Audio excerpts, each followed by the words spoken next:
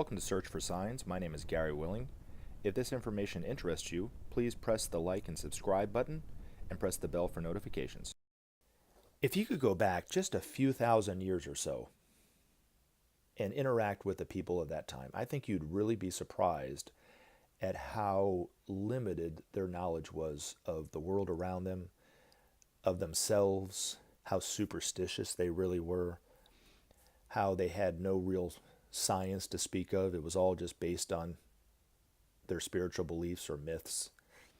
How they didn't even know that they didn't know that there were people growing up and living entire generations of people, just a few 100 miles away or so, and how small they lived their life. They didn't venture out too far. Now, there were those brave souls that did go out and explore the world, but for the most part, most people didn't, right? And how they didn't know that they didn't know that there were people on the other side of the ocean with different colored skin, entire races of people or that had different spiritual beliefs or so forth, right?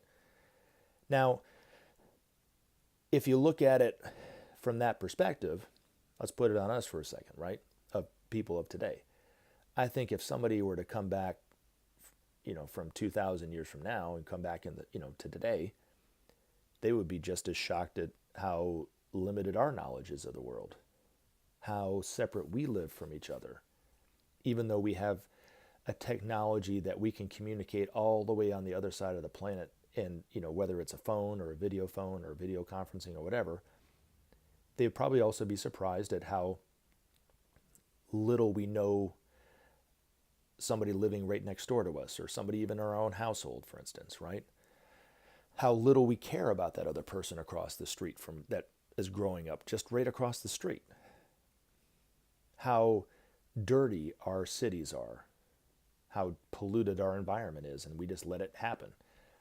How we believe mindlessly and blindly believe the scientists and the political leaders of the world who say that, hey, it doesn't matter that we're polluting our planet. Don't worry about it.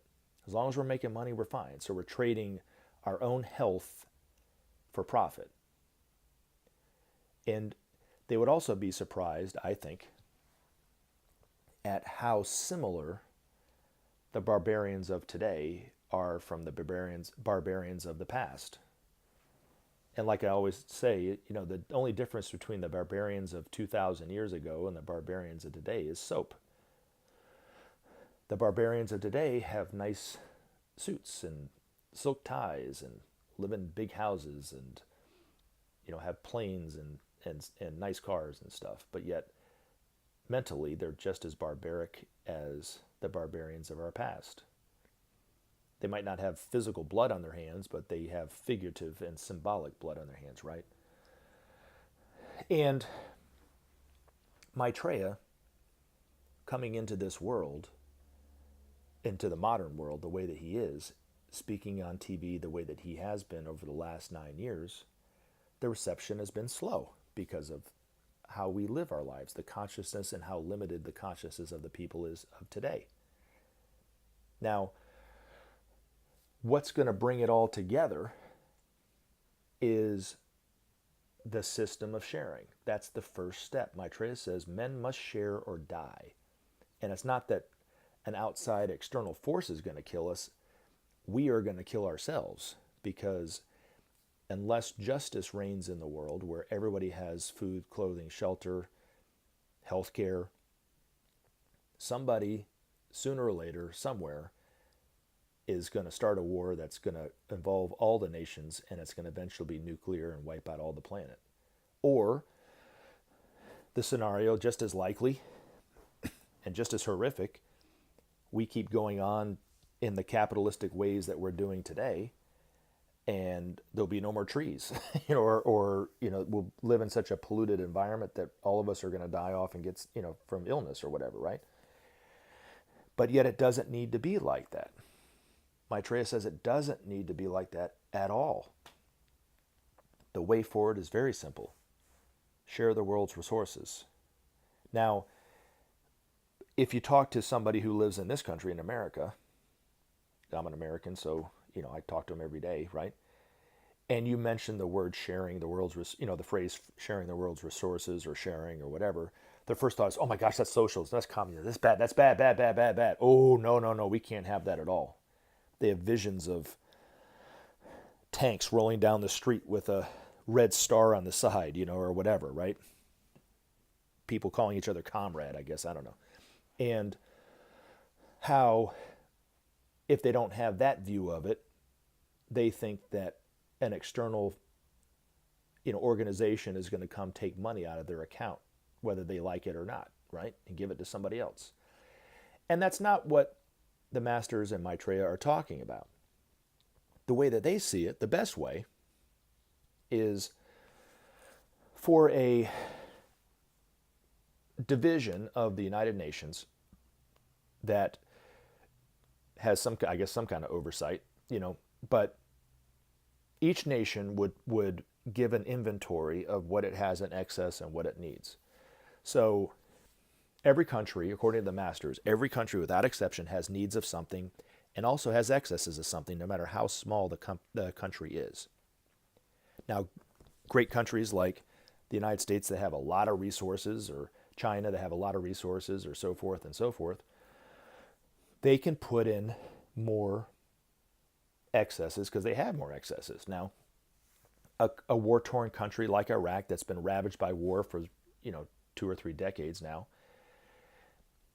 needs a lot of building products, for instance, to build its infrastructure or whatever.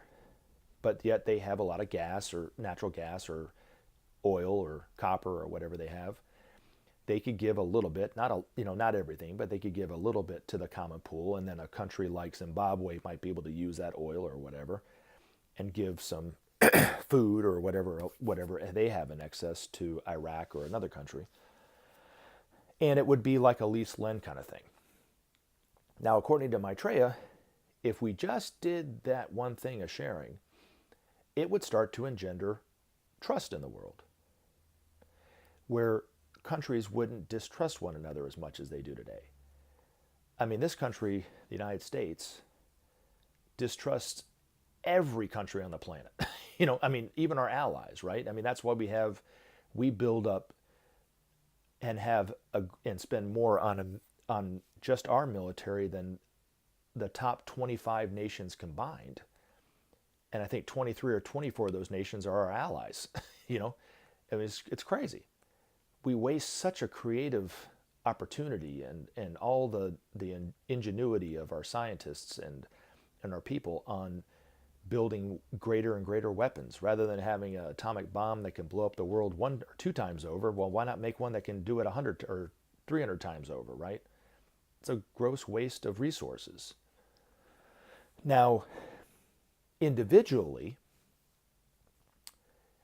I think once people start to lose that fear, because greed and fear go hand in hand. They're like cousins, You can't be greedy if you don't have fear. And so as people start to trust others more and more, not everybody, but I think the rich around the world might start giving up some of their power and their resources for the common good. I mean, rather than making $300 million a year or, $100 million, every 10 years or as an athlete, I can live off of, $20 million and give the $80 million away or something. I don't know. I don't know how it's going to look for each individual, but that's up for them to decide. Nobody's going to force them to do it. If they want to hold on to everything, they can hold on to it. If they want to give some of it away or all of it away or whatever, that's up to them. But according to the masters, the best way is for each nation to share its resources with other nations. And as Maitreya comes out more and more on TV, he's going to talk more and more about the need for sharing. And then once that starts to kind of take place, I don't know how much it needs to be in full effect, but I'm sure it's going to be a gradual thing. But as it starts to kind of take place, he's going to shift his attention and galvanize and inspire humanity to help save our environment. It's very important. And then the whole thing will start. And my whole analogy about going back and forth through time, right? I don't think we're going to have to go 2,000 or 3,000 years from now. I think we'll be able to go 15, 20, maybe 30 years from now. That person 20 or 30 years from now, which might even be yourself or myself, hopefully, were to come back to today, they would be horrified at just how separate we live our lives, how violent a people we are, how we are putting up with polluting our environment over, and it's better to have profit than a clean environment, or how little we knew about ourselves and the world and the universe around us, how little we gave a thought to the two great universal laws, the law of karma, or cause and effect, and the law of rebirth, how the vast majority of the world didn't know that we didn't know that there was a whole kingdom above humanity that we were evolving into, whether we believe it or not. We are all evolving. And so I don't think we need to go 3,000 years from now. In fact, Maitreya would probably agree, is that, I'm not speaking for the man, but I'm sure he would probably agree with that statement. Because once we start sharing the world's resources, the whole thing will start.